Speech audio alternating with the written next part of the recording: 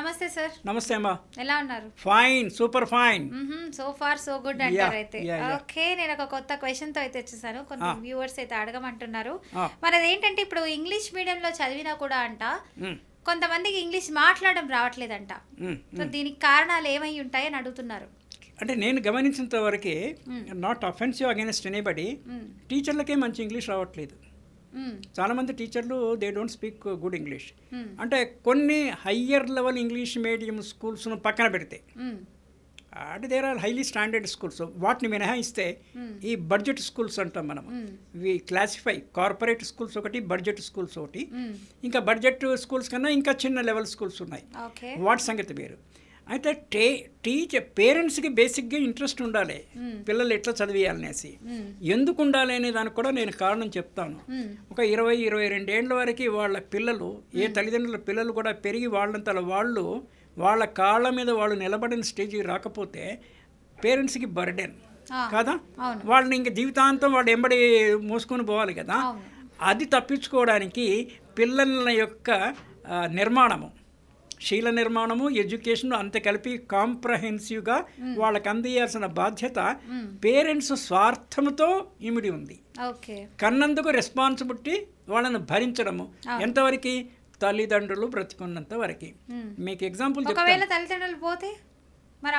తల్లిదండ్రులు పోతే తల్లిదండ్రులు ఏం చేయలేరు కదా. నా పాయింట్ మీరు చాలా షార్ప్గా గమనించండి. తల్లిదండ్రులకి పిల్లల పట్ల బాధ్యత ఉంటుంది, రివర్స్లో ఉండదు. అది ప్రకృతి నియమం అమ్మ.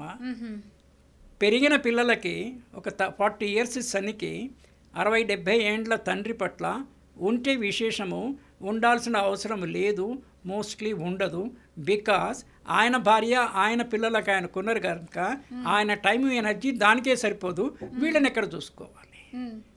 ప్రకృతిలో కూడా వాటర్ ఎక్కడి నుంచి పైనుంచి కిందకి వస్తాయా, కింద నుంచి పైకి పోతాయా? పేరెంట్స్ నుంచి చిల్డ్రన్కి లవ్ వస్తుంది, ఇట్లా పోదు.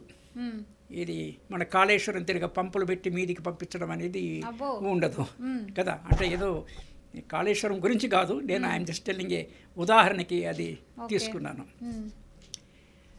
కొన్ని ఏం చేయాలంటే daily English standard newspaper like Hindu, statements వదిలేయండి. Hindu, Times of India, Indian Express. ఒక 5 ఏళ్ళు పిల్లవాడు చదివితే ఒక 10 నుంచి 12 నుంచి 17 వరకు you will be perfect in English. స్కూల్లో సరిగా చెప్పినా చెప్పకపోయినా. అయితే ఒక రిస్క్ మనం జాగ్రత్తగా ఉండాలి. ఏంటంటే ఇంగ్లీష్ టీచర్ కనుక తప్పుడు ఇంగ్లీష్ చెప్తే అది మనకు అలవాటు, జీర్ణం చేసుకోవద్దు అది.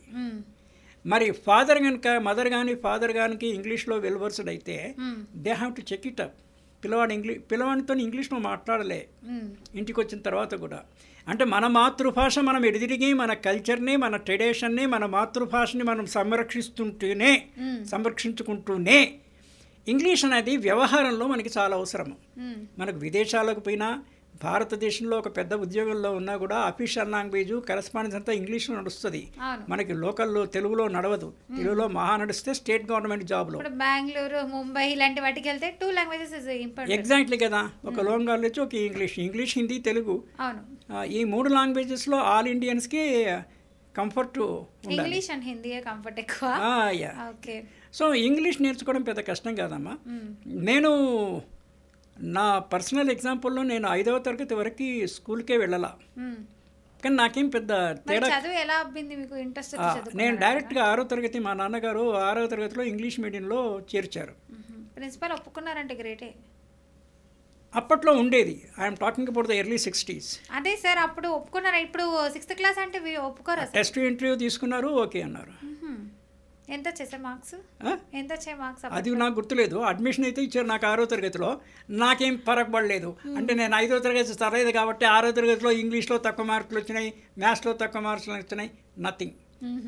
I repeat, 1 to 5 I did not go to school. ఇంట్లో సాతాని పంతులు అని ఊళ్ళల్లో ఒకటి, ఆయనలో వాళ్ళు ఏదో, నేను అప్పుడు అడపాదడపా పోయింది. అది కూడా అడపాదడపా పోయింది, వాళ్ళు ఏదో వినింది. 6 నుంచి 9 వరకు ఇంగ్లీష్ మీడియంలో చదివిందా. అది స్టాండర్డ్ స్కూల్, వివేకవర్ధన హై స్కూల్ అని ఇప్పటికి కూడా ఉంది కోటిలో, హైదరాబాద్లో. It was a very good school those days. So 6th to 9 చదవడంతో నాకు ఇంగ్లీష్ అవలీలగా అయిపోయింది. 10, 11, 12 మళ్ళీ తెలుగు మీడియంలో చదివిన. దీనికి సప్లిమెంటరీగా నేను దాదాపుగా 15-16 ఏళ్ళ నుంచి 17-18 years నుంచి ఒక 20 ఇయర్స్ ఇంగ్లీష్ న్యూస్ పేపర్లు రెగ్యులర్గా చదివేవాడిని. అది ఇంకా స్ట్రెంగ్తన్ చేసింది నా ఇంగ్లీష్. ఇప్పుడు నేను ఇంగ్లీష్ నేర్చుకోవడం అనేసి I don't have read a news paper or do any other thing. 80-90% without any grammatical mistakes, reasonable English we are able to speak. So English ఏం బ్రహ్మ విద్య కాదు, ఇట్ కెన్ బి లర్న్డ్, కానీ ప్రాక్టీస్ ఎక్కువ ఉండాలి. ఓకే, సో ఇలాగ news papers ఇవన్నీ చదువుకుంటూ ఉంటే కొంచెం ఇంగ్లీష్ డెవలప్ అవ్వడానికి యూసేజ్ అంటే వాడు చాలా, ఇప్పుడు మీరు తెలుగులో కూడా చూసుకోండి, మీరు ఈనాడులో కనుక స్టాండర్డ్ తెలుగు ఉంటుంది. అదర్ పేపర్స్ నాకు అంత పెద్ద ఐడియా లేదు. You have a good standard English Telugu in Eenadu, Telugu వరకు. ఇంగ్లీష్ది you take Hindu, beautiful.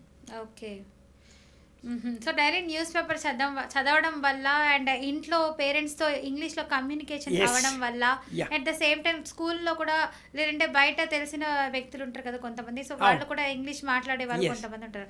So అలా మనం డైలీ కమ్యూనికేటింగ్ ఇన్ ఇంగ్లీష్ వల్ల so we can develop our knowledge and what ever the English we can gain అని అంటారు, అంతేనా? ఇంకోటి ఏం చేయొచ్చు అంటే, మనకు కొత్త పదం ఈరోజు దొరికింది అనుకోండి, పేపర్ చదువుతున్నప్పుడు వేరే వాళ్ళు అన్నప్పుడు కూడా అది మనం నోట్ చేసుకొని ఇమీడియట్గా డిక్షనరీ చూసుకోవాలి. మన దగ్గర స్టూడెంట్ దగ్గర 2 డిక్షనరీస్ ఉండాలి, 2 dictionaries. One is a pocket dictionary జేబులో పెట్టుకోవడానికి, ఇంకో టేబుల్ డిక్షనరీ మన టేబుల్ మీద పెట్టుకోవడానికి. పెద్దది టేబుల్ డిక్షనరీ, చిన్నది పాకెట్. అలా వెళ్తూ అన్న అవసరం అయితే పాకెట్ డిక్షనరీ, ఇంట్లో వచ్చిన తర్వాత dictionary. Okay, thank you so much sir, మంచి ఇన్ఫర్మేషన్ ఇచ్చారు. సో చూసారు కదండి, ఇంగ్లీష్ ఇంప్రూవ్ అవ్వాలి అంటే డైలీ మనకి ఇంగ్లీష్ న్యూస్ పేపర్స్ అయితే ఉన్నాయి. ఇండియన్ ఎక్స్ప్రెస్ అని చెప్పి, హిందూ ఎక్స్ప్రెస్ అని చెప్పి, లేదా టైమ్స్ ఆఫ్ ఇండియా అని చెప్పి, ఇలా కొన్ని న్యూస్ పేపర్స్ ఉంటాయి. ఆ న్యూస్ పేపర్స్ చదువుకుంటే మనకి ఇంగ్లీష్ డెఫినెట్లీ వస్తుంది. అలాగే ఎవరైనా సాఫ్ట్వేర్ జాబ్ చేస్తున్న వాళ్ళు, లేదంటే ఇప్పుడు తమిళనాడు స్టేట్, ఇట్లా డిఫరెంట్ స్టేట్ వాళ్ళు మన లోకాలిటీలోనే ఉంటారు, నైబర్స్ లాగా. సో వాళ్ళతో కూడా ఇంగ్లీష్లో కమ్యూనికేట్ చేయడం వల్ల కూడా సగం ఇంగ్లీష్ వస్తుంది. అండ్ పేరెంట్స్ కూడా కొంతమంది ఎడ్యుకేటెడ్ ఉంటారు, సో వాళ్ళతో ఇంట్లోనే ఇంగ్లీష్లో మాట్లాడినా కూడా మనకు కొంచెం ఎడ్యుకేట్ అవుతాము, ఇంగ్లీష్లో మంచిగా కమ్యూనికేట్ కూడా అవ్వగలుగుతాము. లేదా సార్ లాంటి వాళ్ళతో కూడా మనం మాట్లాడినా కూడా ఎడ్యుకేట్ అవుతామండి. సో ఇంకా ఏదైనా డౌట్స్ అయితే కింద కమెంట్ రూపంలో తెలియజేయండి. ఆ కమెంట్స్ అన్ని బేస్ చేసుకొని నెక్స్ట్ ఎపిసోడ్ ఆ క్వశ్చన్స్ అన్ని అడగడం అయితే జరుగుతుంది. Thank you so much for watching this video. So ఈ వీడియో మీకు నచ్చినట్లయితే లైక్ చేయండి, షేర్ చేయండి, సబ్స్క్రైబ్ చేసుకోండి. Thank you sir. Thank you అమ్మా.